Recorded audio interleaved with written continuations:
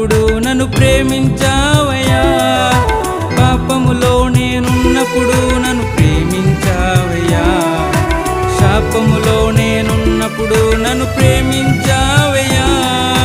అందుకే యేసయ్యా నీకు వందనాలు.